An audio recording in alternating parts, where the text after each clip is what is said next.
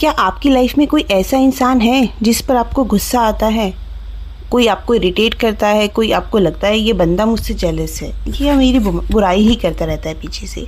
आज हम बात करेंगे the power of your subconscious mind के चैप्टर 16 की, your subconscious mind and harmonious human relationship, जो कहता है आपकी रिलेशनशिप में जो भी प्रॉब्लम है उसका रूट कॉज कोई दूसरा इंसान नहीं, आप खुद हैं।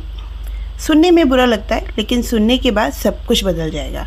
हर दिन हैप्पी एंड रिलैक्स फील करने के लिए फुल वीडियो जरूर देखिए। ये बस आपके 10 मिनट्स आपकी लाइफ चेंज कर सकते हैं। जोसेफ मर्फी कहते हैं आपका सबकॉन्शियस माइंड एक रिकॉर्डिंग मशीन है। ये वही रिकॉर्ड करता है जो आप सोचते हो, फील करते हो, और वही आपकी रियल लाइफ में रिप्रोड्यूस करता है।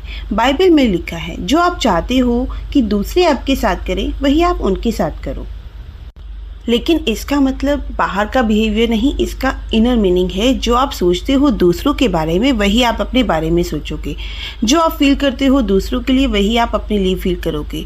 जो आप चाहते हो कि लोग तुम्हारे साथ करें वही उनके साथ करो। एक एग्जाम्पल से समझते हैं। ऑफिस में कोई कलीग है, उसके सामने आप पोलाइट हो, स्माइल करते हो, पर जब वो पलट जाता है या सामने नहीं होता उसे मेंटली क्रिटिसाइज करते हो, उसकी बुराई करते हो। मर्फी कहते हैं ये पॉइजन आप खुद पी रहे हो। ये नेगेटिव एनर्जी आपके सबकॉन्शियस में जा रही है और आपकी लाइफ में प्रॉब्लम क्रिएट करती है। दूसरों को जज मत करो, नहीं तो आप भी जज किए जाओगे। जिस तराजू में आप दूसरों को नापते हो उसी तराजू में आप भी नापे जाओगे। इसका मतलब क्या है? जब आप किसी के बारे में सोचते हो वो थॉट आपकी है। आपका सबकॉन्शियस नहीं जानता आप किसके बारे में बात कर रहे हो या किसके बारे में सोच रहे हो, बस वो उस थॉट को रियलिटी में लाने में लग जाता है। सिंपल सा रूल है, दूसरों के बारे में अच्छा सोचो, क्योंकि वो थॉट एक्चुअली आपकी एक्सपीरियंस को शेप करता है, उनके नहीं। एक स्टोरी से समझते हैं। एक सेक्रेटरी थी, ऑफिस में सब उसकी बुराई करते थे, गॉसिप करते थे। उसने जोसेफ मर्फी के पास जाकर बोला, सर ऑफिस की सारी लड़कियां मुझसे जेलस हैं, मेरी बुराई करती हैं, झूठ बोलती हैं मेरे बारे में, मुझे लड़कियां पसंद नहीं हैं, मैं सिर्फ लड़कों के साथ रह पाती हूँ और उन्हीं से बात कर पाती हूँ। मर्फी ने ऑब्जर्व किया वो लड़कियों से बहुत इरिटेटिव टोन में बात करती थी, उसकी आवाज़ में खास प्रॉम्सिटी था। मर्फी ने समझाया जो तुम अंदर से फील करती हो वो बाहर दिखता है। तुम्हारी हेट्रेड तुम्हारी वर्ड्स में, तुम्हारी बॉडी लैंग्वेज में, तुम्हारी राइटिंग में, सब जगह शो होती है और लोग सबकॉन्शियसली उसे पिक करते हैं, बिल्कुल वैसे ही जैसे एक पेट या एक बेबी लव और हेट्रेड को फील कर पाता है। मर्फी ने उसे एक प्रेयर सजेस्ट की, मैं प्यार से, शांति से और पीस से सोचती हूँ, अपना काम करती हूँ। मैं सब लड़कियों को लव, पीस और काइंडनेस भेजती हूँ जो मेरे बुरा करती हैं। जब मैं नेगेटिव रिएक्ट करने वाली होती हूँ मैं अपने आप से कहती हूँ मैं हार्मनी, हेल्थ और पीस के प्रिंसिपल से सोचूंगी। उसका रिजल्ट क्या हुआ? धीरे धीरे उसकी लाइफ बदल गई। वो लड़कियाँ जो उसे दुश्मन लगती थी आज वो उसकी बेस्ट फ्रेंड बन गई। उसने रियलाइज़ किया there is no one to change but myself. बदलना सिर्फ मुझे है, किसी और को नहीं। अब एक और स्टोरी से समझते हैं। एक लेडी ने मर्फी को एक लेटर लिखा कि उसके हस्बैंड डेली मॉर्निंग में न्यूज़पेपर पढ़ के गुस्से से आउट ऑफ कंट्रोल हो जाते हैं कि किसी कम्युनिस्ट ने कुछ लिखा और ये बंदा अपने कान पर चाटे मारने लगता है, चिल्लाता है, फिल्मिंग करता है। रिजल्ट उसे ब्लीडिंग अल्सर्स हो गए और डॉक्टर ने कहा ये इमोशनल कंडीशन की वजह से हुआ है। मर्फी ने उस पर्सन को अपने पास बुलाया और समझाया, भाई तुम एक न्यूज़पेपर कम्युनिस्ट की इतनी पावर दे रहे हो कि तुम्हारी हेल्थ डिस्ट्रॉय कर रहा है। क्या ये समझदारी है? वो अपनी ओपिनियन लिखने के लिए फ्री हो और तुम अपनी डिसएग्रीमेंट लिखने के लिए फ्री हो। डिसएग्री करो पर डिसएग्रीएबल मत बनो। तुम्हें इतना गुस्सा इसलिए आता है क्योंकि तुम इमोशनली इमेच्योर हो। ये हम होते हैं जो पहले सोचते हैं, फिर डिसीजन लेते हैं कि गुस्सा होना है, फिर इमोशनल होते हैं, फिर रिएक्ट करते हैं। ये सब कुछ तुम्हारे माइंड में हुआ। कम्युनिस्ट ने कुछ नहीं किया तुम्हारे साथ। फिर क्या हुआ?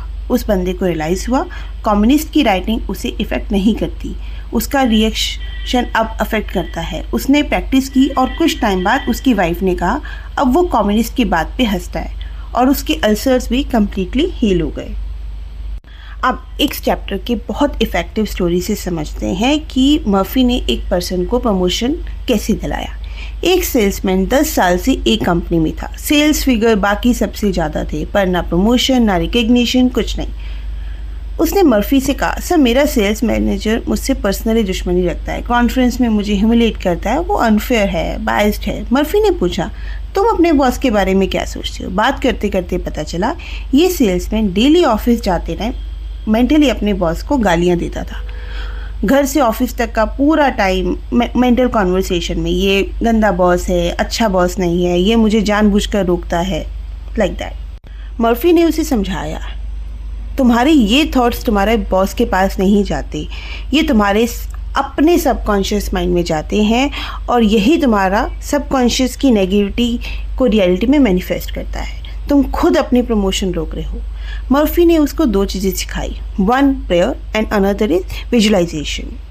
मर्फी ने उसे एक प्रेयर का बोला कि ये प्रे करो, मैं अपने यूनिवर्स का अकेला थिंकर हूँ, मैं अपने बॉस के बारे में क्या सोचता हूँ ये मेरी रिस्पॉन्सिबिलिटी है, मैं उसे हेल्थ, सक्सेस और पीस ऑफ माइंड विश करता हूँ, मैं जानता हूँ वो डिवाइनली गाइडेड है।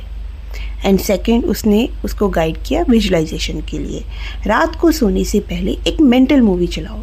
इमेजिन करो कि तुम्हारा बॉस सैन फ्रांसिस्को में तुम्हें बुला रहा है, हाथ मिलाता है, कॉन्ग्रेचुलेट करता है, प्रमोशन दे रहा है। उस सीन को इतना फील करो कि हैंडशेक का टच, बॉस की स्माइल, उसकी आवाज़, सब कुछ फील हो।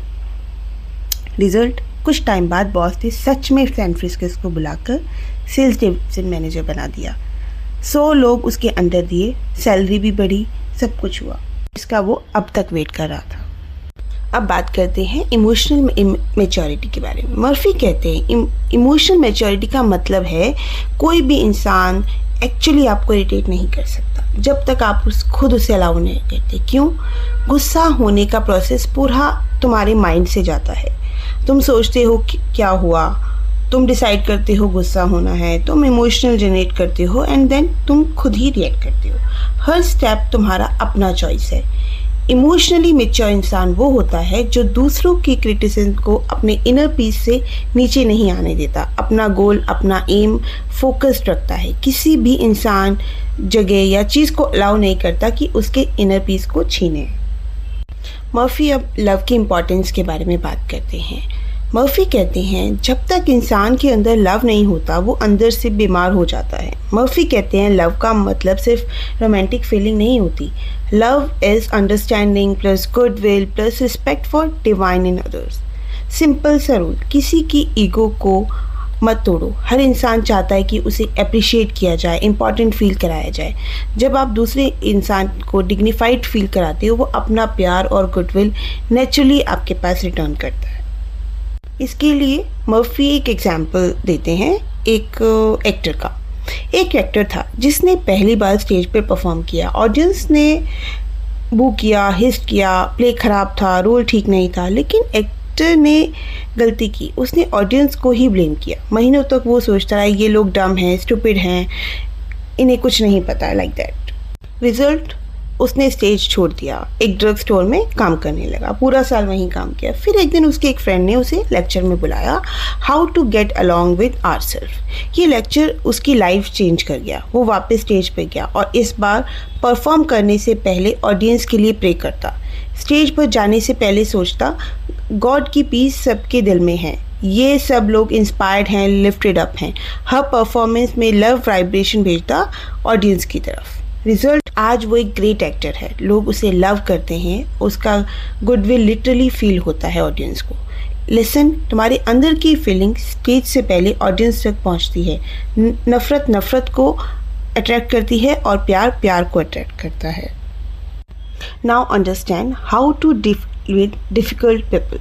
मर्फी कहते हैं दुनिया में कुछ ऐसे लोग हैं जो आर्गुमेंटिव हैं, रोते रहते हैं, क्रिटिसाइज करते हैं, मिजरेबल हैं और दूसरों को भी मिजरेबल बनाना चाहते हैं। मर्फी का पर्सपेक्टिव, ये लोग मेंटल हंचबैक हैं, यानी इन्होंने मेंटली एक डिफॉर्मिटी डेवलप की है, मोस्टली चाइल्डहुड कंडीशनिंग की से हो सकती है।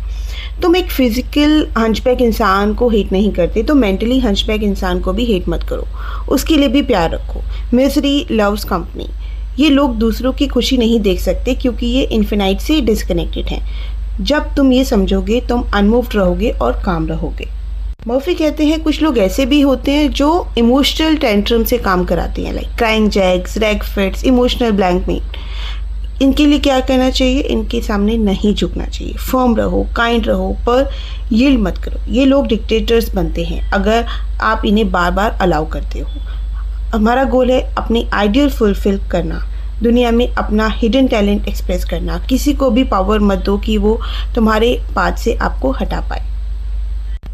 मर्फी ने कुछ प्रॉफिटेबल गोल्डन रूल्स किए हैं फॉर ह्यूमन रिलेशनशिप। सबकॉन्शियस एक रिकॉर्डिंग मशीन है। दूसरों के बारे में अच्छा सोचो, क्योंकि एक्चुअली आप अपने बारे में अच्छा सोच रहे हो। किसी के बारे में हेट मेंटल पॉइजन है जो आप खुद पी रहे हो। जो तुम दूसरों के बारे में सोचते हो तुम्हारा एक्सपीरियंस में आता है। किसी को चीट करना तुम्हारे खुद के लिए लैक और लॉस लाता है। जो भी काइंडनेस और लव आप भेजते हो मल्टीप्लाई होकर आपके पास आता है। दूसरों के लिए वही विश करो जो तुम अपने लिए विश करते हो। ये हार्मोनियस रिलेशनशिप की है। कोई तुम्हें इरिटेट नहीं कर सकता जब तक आप उसे अलाउ नहीं करते। दोस्तों, ये था चैप्टर 16 का कोर मैसेज। मर्फी एक बार बार कह रहे हैं इस चैप्टर में, दुनिया में तुम सिर्फ एक चीज़ चेंज कर सकते हो और वो है खुद को। जब आप अपने थॉट्स बदलोगे तुम्हारी रिलेशनशिप्स बदलेंगे। जब तुम्हारा इनर स्पीच बदलेगा तुम्हारा बॉस, तुम्हारे कलीग्स, तुम्हारी फैमिली सब रिस्पॉन्ड करेंगे डिफरेंटली। तुम्हारा सबकॉन्शियस माइंड एक मिरर है, जो अंदर है वही बाहर दिखता है। इसलिए नफरत की जगह अंडरस्टैंडिंग चुनो, जेलस की जगह एम्पैथी चुनो, क्रिटिसिज्म की जगह प्रेयर चुनो, रिएक्शन की जगह रिस्पॉन्स चुनो। There is no one to change but ourselves. Good bye friends, मिलते हैं नेक्स्ट चैप्टर 17 के साथ जल्दी ही। Please subscribe if you like my videos.